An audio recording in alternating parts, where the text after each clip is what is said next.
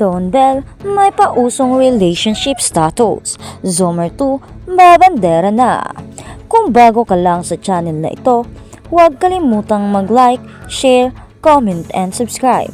At huwag kalimutang pindutin ang notification bell icon para maging updated ka sa bawat upload nating video.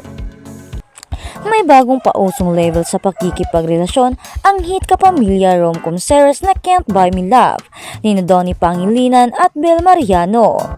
Pak na pak sa mga manonood all over the universe ang nakaraang episode ng trending teleserye ng Don Bell dahil sa latest development sa real status ng mga karakter ni Bingo at Caroline. Sinagot na kasi sa wakas ni Bingo kung ano nga ba ang relationship status nila ni Caroline sa nakaraang episodes ng Can't Buy Me Love.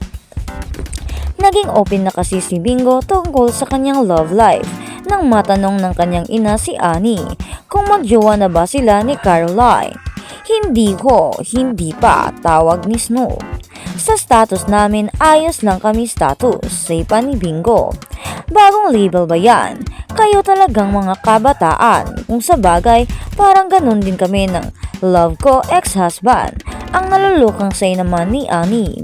Bigla namang nahinto ang tsikahan ng mag-ina nang dumating ang mga pulis at imbitahan si Annie sa presento para sa pagpatay umano kay Divine Almazan, ang nanay di umano ni Caroline.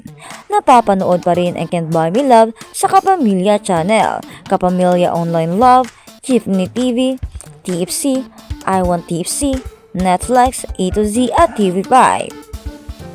Muling magpapakilig naman sina Harvey Bautista at Criza Ta sa bagong seasons ng youth-oriented series ng ABS-CBN na Zoomers na naging most viewed made for YouTube series matapos nakakuha ng 4.2 million views sa unang season nito.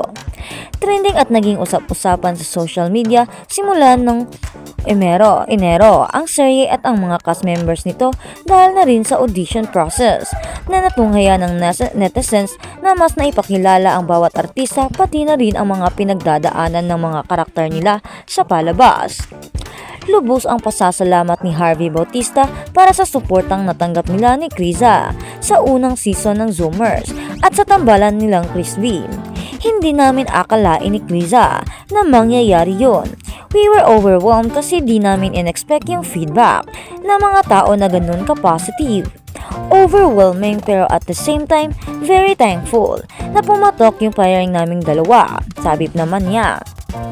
Samantala, ibinahagi ni Raf De Leon na marami siyang natutunan sa unang sabak niya sa pag-arte sa Zoomers, tulad ng maging natural lang tuwing umaarte habang masaya naman si Crystal Ball na malugod na tinanggap ng viewers ang girls love team nila ni Kei Kurosawa. Iikot pa rin ang bagong seasons ng serye sa buhay ng barkada nina Jigs, Hope, Atom, Tanya at Kokoy. Napipiliing i-spend ang kanilang huling bakasyong magkasama bago tuluyang pumasok sa kolehiyo. Sa kanilang pagsasama, makakaranas sila ng mga hindi inaasahang pangyayari na maaaring magpapatibay o maging mitsa ng pagkasira ng kanilang pagkakaibigan. Mula nang magsimula ito noong Enero, labis ang papuri ng natanggap ng Zoomers dahil sa pagpapalabas ng mga karanasan at hamon na kinakaharap ng maraming Gen Z, tulad ng mga isyong tungkol sa droga, bullying, mental health, bisexuality at marami pang iba. Bukod pa rito, naging inspirasyon rin sa aspiring artist ang bawat cast members sa matapang nilang pagsubok sa hamon ng auditions para mapabilang sa hit youth-oriented series. Makakasama rin sina Harvey, Criza, Luke, Crystal at Raf ang mga star magic artists na sina Zabel Lambert, Hadia Santos, Luis Vera Perez, Erica Davis, Kei Kurosawa at Zach Castañeda. Ang Zoomer Season 2 ay nasa ilalim ng produksyon ng RCD, Narratives at idederehin ni Kelvin Alhambra, kasama ang creative producer na si Theodore Boborol, at head writer na si Carmela Abagar, at episode writers na sina Carl Navarro at Eric Diestro. Pinangunahan ng direktor na si Chad Vidanis ang unang season ng serye na magiging line producer sa darating na season. Huwag palalampasin, nalalapit na season 2 ng youth-oriented series ng ABS-CBN na Zoomers. At sa kabilang balita naman, sina Paolo Avellino at Kylie Versosa ay pinagsama sa bagong pelikulang may timang OFW. Pagkatapos magbida sa romantic drama na Kasal noong 2018, bagamat wala silang mga eksenang magkasama, sina Paolo Avellino at Kylie Versosa ay ipinari sa light romance, Elevator, kasama ang direktor na si Philip King sa timon, Manila, Philippines. Kasama noon sina Paolo Avellino at Kylie Versosa sa cast ng romantic drama na Kasal noong 2018. Sa direksyon ni Roel Bayani, bagamat wala silang mga eksenang magkasama. Iyon ang unang pelikula at ang unang pagkakataon na nagkatrabaho kami ni Paolo. Pagbabahagi pa ni Kylie. Naging acting coach ko si Paolo noon bago pa lang ako sa negosyo noon. Noon pa man ay gusto ko na siyang makatrabaho muli. Pagkalipas ng 6 na taon, ang dalawa ay pinagtambal sa magaan na pag-iibigan, Elevator, kasama ang direktor na si Philip King sa timon. Given this great material in Elevator with Viva and Rain Entertainment, Paolo and I finally got the chance to work together again. Iginiit pa ni Kylie, yun ang nagpapadali para sa amin na magtrabaho bilang mga karakter at aktor. Si Paolo ay palaging napakatahimik at napakamisteryoso. Pinananatili niya ang parehong persona sa buong shoot. Nire-respeto ko siya bilang artista. Gustong gusto kong magtrabaho kasama siya. Sa tingin ko, isa siya sa pinakamainit na artista doon. Maalaga siya sa scene and I think we work together well, added she. Pinatunayan din ni Kylie na si Paolo ay napakahusay na aktor. Yung ginawa niya dito sa Elevator ibang karakter ang ipinakita niya sa lahat ng ibang projects na nakita ko kasama siya.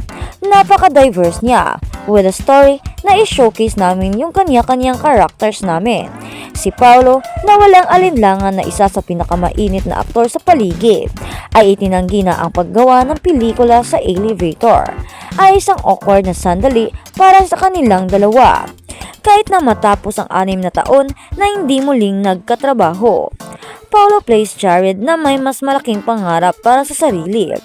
While filming, marami kaming script reading at workshops. Paolo granted, inayos namin yung characters namin bago kami mag-shooting. Pagkatapos kong basahin ang script, napakasarap sa pakiramdam at nakaka-inspire. Since we filmed in Singapore, I discovered with Kylie, she is really a hit turner. Minsan, nahihiya na akong tumabi sa kanya dahil mapapaaway na ako. Gayunpaman, nagpapasalamat si Paolo sa lahat ng nangyayari sa kanyang career lately. Noong pandemic, na-miss namin ang pag-arte. Naiwan kaming magtrabaho.